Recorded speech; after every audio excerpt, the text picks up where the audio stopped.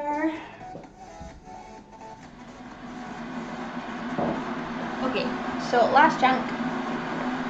We'll roll it out again. I'll show you this while my hands were clean.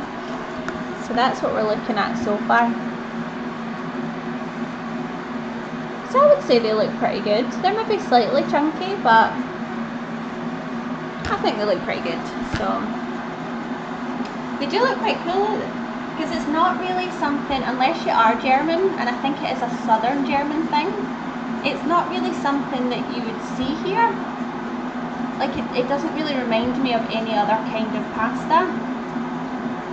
With the shape, obviously, like the concept of it's quite similar to gnocchi, but the shape's quite unusual. And then once they're cooked and you fry them in the butter, they go nice and brown and crispy, and they look gorgeous. So that's what we're aiming for. We'll just got a little roll, and we'll just start kind of chopping them up again.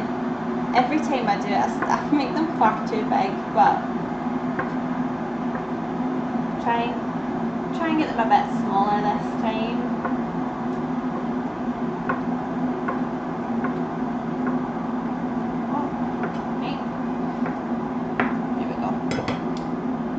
And then we'll just roll up these ones as well, and by then the water should be boiled, and then we just want to add a little bit of lightly boiling salted water, so just a little bit of salt to the pot, and let it lightly boil, and then we'll drop all of these in and let them rise to the top. I just hope they don't stick together. Maybe that's what the extra flour was for. Oh well, I'll know for next time.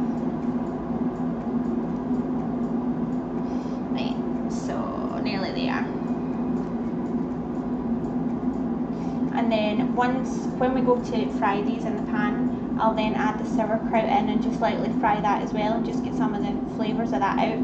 And then once that's ready and we've got a nice colour on the wee dumplings, I think I'll just serve it up in bowls and then sort of crumble some of our fake bacon over the top, because I'm not quite sure how the fake bacon would work if you were to add it to frying with the other things. It might kind of break up quite a lot, so I'm just going to kind of sprinkle over the top, I think. Well, that's a lot of dumplings. Yes, that's quite a lot of dumplings. But I think because they're quite light, so you can, I mean, it looks like a lot, but I think you could probably eat more than you would expect because they're light and they are tasty. I think you found a new bacon bits recipe. I think so. I think that's what I'm going to do. I'll maybe use some of it for this today, and then get a jar and kind of crumble some of them up and just keep them and see how they go, because I think it would be quite nice to have that again, because it's nice even instead of like using salt or parmesan or something, if it's on like pasta, or I mean you could even put it on risotto, something like that, or just a sprinkle on like a sandwich. If you get a cheese sandwich you could put some, or like we said before, a BLT. It could just be quite nice to have, and then you don't have to, each time you want something like that, you don't have to go and make them.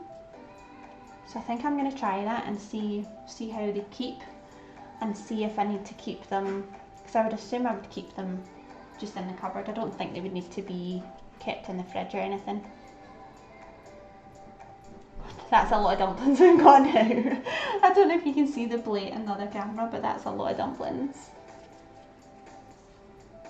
But that'll keep me going.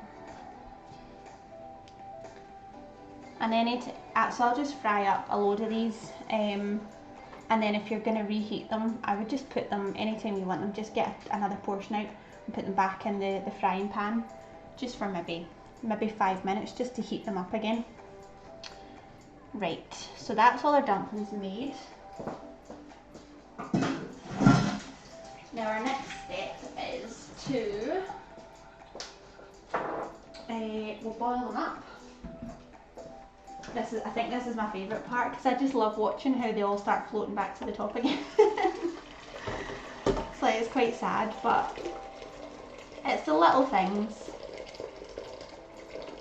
Okay, I'm going to need another one that's not enough water.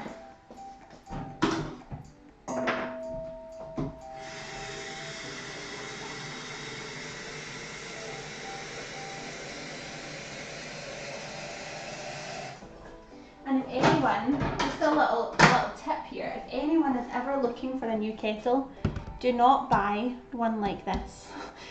It looks really nice, and I do really like the look of it, but as soon as you boil it, the lid is metal.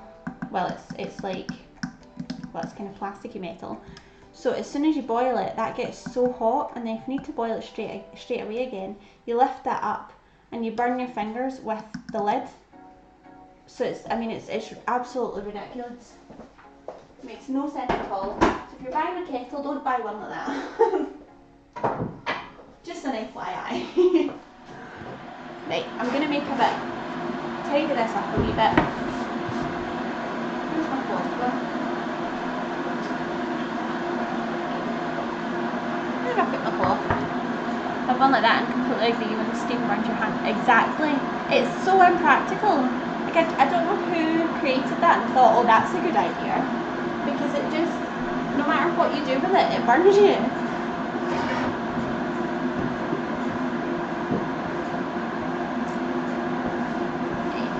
Clear this up a wee bit. Make a bit of space.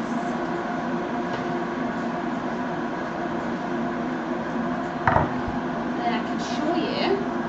So this is the plate of dumplings that we have now.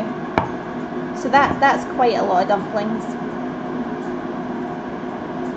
That's going to do us a while, but you're better to have too much than too little. That's what I always say. Right, I'll pop this on and let this simmer away, and then amazing. Hopefully, fingers crossed. Fingers crossed it'll taste good. So leave that in a minute. I'm finished with this.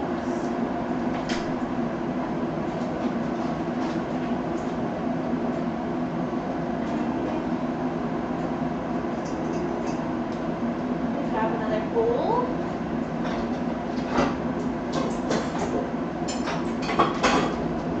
Just grab a bowl and a slotted spoon, because you'll want a slotted spoon for taking them out of the pots, because obviously you don't want any of the water to come with it. You just want the little dumplings. So that's lightly simmering, and I'll put a little bit of salt in the other boiled kettle.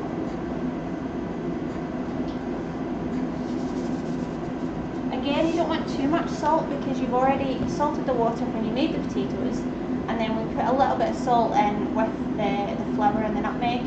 So just a little bit of salt in here, because otherwise it'll be so salty, and then with the bacon and the sauerkraut it'll be a bit much. So just a tiny bit. And then I'll get my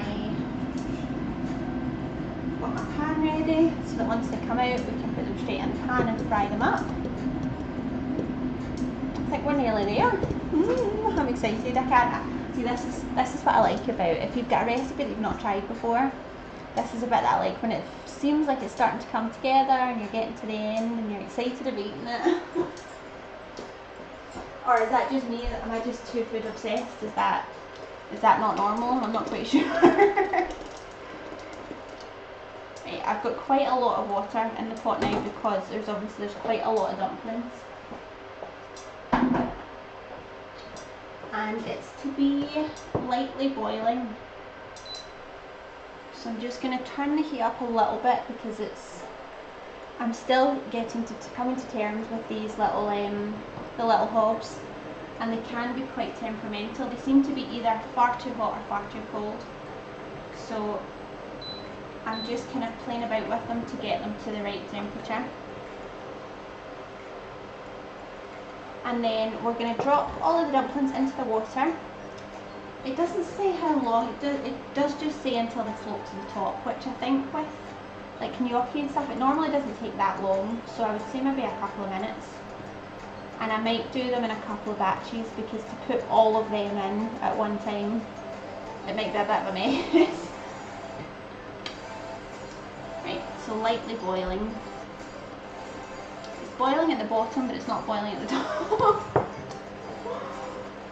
You can tell I'm getting impatient.